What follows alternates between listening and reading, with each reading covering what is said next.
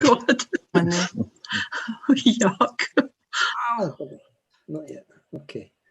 Right, we're live. Okay. Are we set? Apologies to the YouTube viewers. We had a slight technical hitch there. All overcome and working? Yep, we're going now. Okay. In that case, good evening to everybody and welcome to tonight's meeting, first of 2021. I do hope that, in terms of December's festivities, such as they were, everybody at least had enjoyable times. But now that we're in 2021, my very best to everybody for this year, and with the best wishes that it shows, some considerable improvements on last year would be good. There is one comment I would like to make just about the newsletter. Normally at this time, Jim would be putting together the February newsletter, but due to a dearth of contributions for said newsletter, that's not proving possible. So unless we have, well, maybe not so much a flood of articles, but even a trickle, within the next week, I think we'll just have to forego the February one, which amazingly actually takes us to March already, which would actually have been the last newsletter of this winter season. So if anybody had any articles, any thoughts, contributions, send them along and we will put together something for the last of this season. Mind you, it used to be every few years we had a newsletter. I know. For those old farts amongst us who remember. Yeah. Well, we thought it would be nice to have something that kept in touch just during this rubbish time just now when we can't all meet up. But we'll just see how it goes over the next couple of months. And we could maybe think about having something that just keeps a bit of contact less often over the summer. June, can I say something? Surely. Right. I would like to thank all the contributors that have contributed so far, and particularly those that have conscientious. Hello? Still there. Yeah, I've got a weird thing on my screen. Michael or Mark Janas, and it's gone blank. Never mind. I'd just like to say thanks to everybody. And I know that... hello, how are you doing? Hello, hiya. Yeah, I know that several of the contributors have contributed every month, for which I'm much appreciated. But due to the festivities, COVID-19 and what we're going through at the minute, don't feel that I'm pushing anybody to put anything through. But if something does come through, I'll happily make one up. And that's the end of my speech. Thank you. No, I think that's the way forward, Jim. That's what we'll do. We'll just see what happens over the next while. And if we've got enough, then that will just be grand. So back to tonight's meeting, which is, of course, our members' night. And I do fully appreciate that Zooming presentations is nowhere near the usual kind of informal atmosphere we might have had at the observatory. So my grateful thanks to all of our speakers for braving the Zoom experience. And I'll simply hand back to David, who will do the screen sharing for everybody. But again, feel free, questions after each presentation if you want, just chat and have an enjoyable evening. Back to David. I think Bill first, so. Yep, yeah, Bill's ready to go first. I'll just share Bill's screen. Can I just ask if everybody could mute themselves while Bill's speaking, unless there's something they really, really need to say. It would make it a lot simpler. And if Bill requests whenever that he wants the next slide and so on, so I should be able to share that, and that should be in business now. Okie doke, take it away, Bill. Thanks very much, David. I'm talking about my Astro Buggy. I used to call it an observatory, but people laughed when they saw it. It's a tiny little 6-inch cube in my back garden, painted black on the inside, and I can stand there and not be bothered by stray light. So can we go to the next slide, please, David?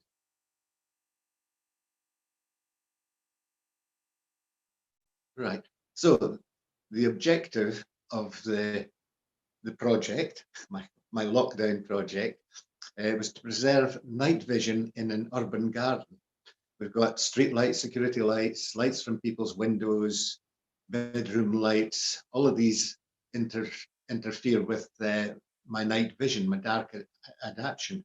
There's even fairy lights and son et lumière in some of the gardens and raucous laughter, but raucous laughter doesn't bother me too much. So dark adaptation, and certainly in my case, it takes about 20 minutes before it reaches as far as it'll go. And of course, just a flash of light for a fraction of a second, and you've got another 20 minutes to wait until it appears again. So that's quite irritating. Next slide, please. So the observing station, that's probably a better name for it than a bucky. 4 walls, painted black inside. Height of the rim of it is above my eye level. So it's made to measure for me. As somebody over 6 feet tall, you would see their head sticking out, but I'm fine at my 5'6".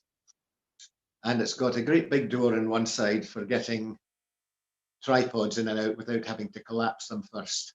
That was quite an important consideration. If it had a normal door, then I'd spend ages trying to squeeze things in through it. Next slide, please, David. There it is in all its glory, with my wife's pot plants round about it to make it look less ugly. So you can see it's painted green. That's to match the garage doors, but you can't see the garage, so you won't appreciate that. The inside, as I mentioned, is painted black, and so is the rim round the top.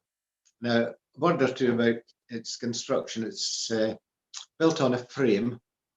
I made the frame out of 2-inch by 2-inch whitewood. I think I used about 60 meters of it. It's surprising how much wood goes into a wee shed.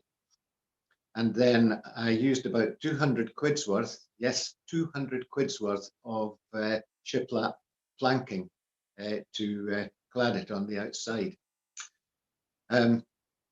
So that's it. It all bolts together just with 8 bolts, and if you take them out, the 4 walls come apart and it can be moved somewhere else without too much difficulty.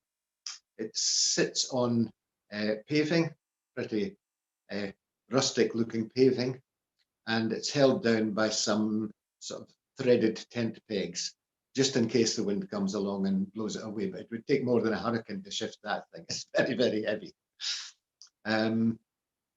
Next slide, please.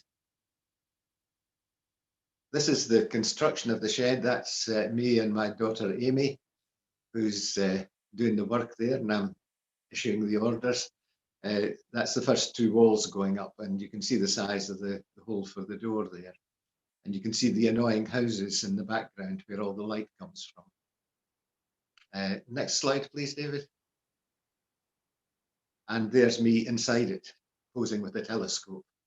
Having said that, I've only used the telescope a couple of times in it, and I'm usually much more comfortable with a pair of binoculars and a deck chair and a cup of coffee, which is very comfortable. It's actually very cozy, even on frosty nights, because there's no wind chill at all.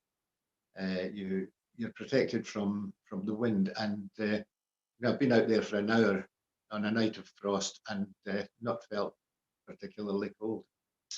Next slide, please. Well, how well does it work? Well, it does the job. It keeps the light out. It's quite amazing the difference it makes. I reckon I can get the best part of another magnitude with the naked eye compared to just being outside the door in the garden surrounded by houses. There's a trade-off between the height of the walls and how close you can point to the horizon. For me, certainly, it's not a big deal because you've got bad seeing and so on down near the horizon, and I'm never going to point a telescope at lower than 15 degrees altitude. It would be different if I was observing aurora, of course. I'd want a low horizon then, but there are trees in the way anyway, so it's just a question that doesn't need to be answered in my case. So as I said, my favourite use is to sit in it on a deck chair. I can stretch out completely in the 6 foot square area with my binoculars and star charts. And I've added a wee shelf that folds down, and I can put my charts on the shelf and drink my coffee, look at my charts with my wee red light, and have a very happy evening looking for things that I've never been able to pick out before in the sky.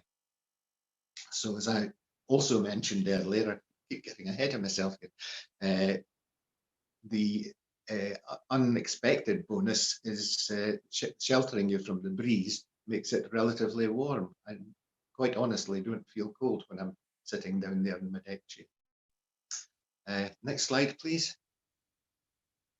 So that's all, folks. Further details of the design and construction can be found in the December DAS newsletter, where I've got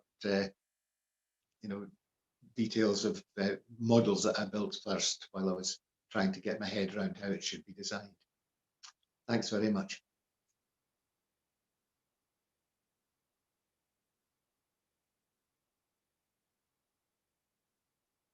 Oh, that's great. Thanks very much, Bill. Yeah. So we give a virtual round of applause. Proper round.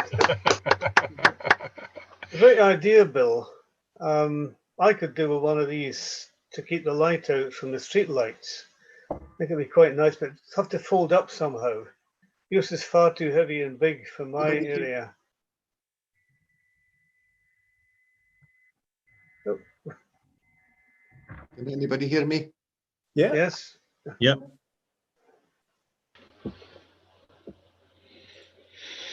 So any more? Really good. Yeah, that's brilliant, Bill. I think the fact that it keeps you warm when it's frosty outside is a great benefit, because I know when I'm out the back of my place, it's freezing cold. Could I ask a question to Bill? Yeah. Bill, you say you prefer to use binoculars. Could I ask what size of binoculars you generally use?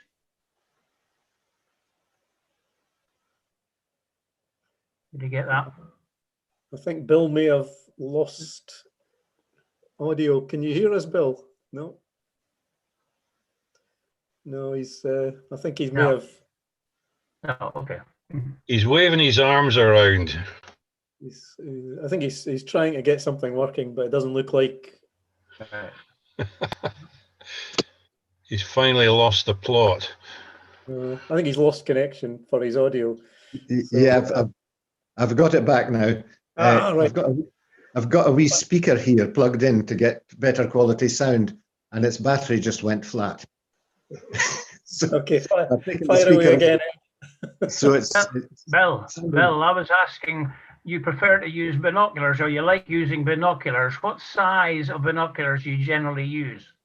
Oh, well, I've got rather a lot of different sizes. I'm kind of a binocular addict. The one I use most is 10 by 30 image stabilized binoculars that Canon make. It's really quite amazing how stabilization of the image makes it so much easier to see things. Like I can see the Galilean moons of Jupiter without any trouble when I press the stabilize button. It's the same mechanism as they have inside Canon DSLRs for stabilizing the image there, so that shaking doesn't affect things. But I've also got 10 by 50s, 7 by 35s, and I've got a pair of these Galilean ones, the wide field ones that you can look at a whole constellation with. So I'm surrounded by goodies when I'm sitting. The Galilean, those ones that look like X-ray specs. That's right. Yes, I'm very short barrels. Yeah, you can sort of put them onto your ears.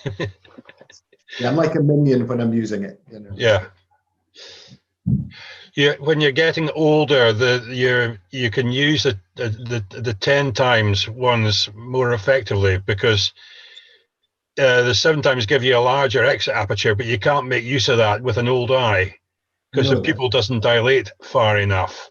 Yeah. So when you get old and clapped out and you've had 2 cataract operations, go with the times 10, because you'll get the improved advantage that you'll get a darker background on the sky as well. Yes. Ed, I was just going to say something for Ed. If you're worried about holding binoculars, you can always get yourself a photographic tripod and just put your binoculars on a tripod. And that makes using binoculars very comfortable. You can even sit down doing that or stand up, and you don't get your arms getting very sore. There are people who have come up with some amazingly ingenious devices to give an extension from the tripod head so you can relax back in your deck chair and still look through the binoculars, which obviously you can't have them straight on top. There's usually a bolt hole in the front of the focusing central pillar. You maybe got to undo a screw to take the cover off, but you can usually get a standard thread of some sort into that, and a piece of angle or a bracket from B&Q if your local B&Q or Screwfix are open, and that'll do the job quite nicely. Yeah, there's a quick comment from Colin Steele as well on YouTube saying that he remembers meteor watching and rigging up a couple of frames from garden canes and hanging curtains over the side to block out the light. So that sounds like Colin. Bill's solution is somewhat better, but probably a bit more complex to set up. All right. We've no other comments. No. Were you going to go next, Richard, or me? Yeah, I was actually going to make one of these, because the idea was to use like a windbreak poles, but the heavy duty ones. And then you can actually just slip heavy fabric over the 2 poles, because you just stitch it up as 2 columns. And that actually works if you're trying to block just a single bit of light, as opposed to what Bill seems to have, which is like half a street, you know. But if you can just cut out one part, that works really well. Yes. What's his name? Pete. Oh God, I'm getting old. Pete from the Sky at Night. Pete Lawrence. Pete Lawrence. He says it's nice to have a few spare fence panels, you know, large flat or whatever fence panels of the right height, and then you just manhandle these around until you've got them. Well, we've all got them sitting around, haven't we? Yeah. And if you're getting old, it's difficult to lump them about. Yeah, that's true. A hazard when the wind blows as well. Oh yes. Lands on all your equipment. Oh God. Well, have you ever tried carrying a sheet of plasterboard along the street when I was young and foolish? No, I'm just old and foolish. Yeah, go on. Can I just say that I used to, sorry, I've got a plan for doing one of these in our allotment for me. But mine, I want to put the telescope in permanently. So I'm going to have to put a roof on. And I've got the plans sort of more or less right. And it's you that when I saw his plans, I thought they're good. But not, I'm going to try that, and I'm going to film that photograph it over the summer. As long as the committee allow me to do it in the allotment, but then I'm the chairman, so that might help. And I'm going to let you see at the end of the year, hopefully, if it's finished, how I get on. Jolly good. All right. Okay.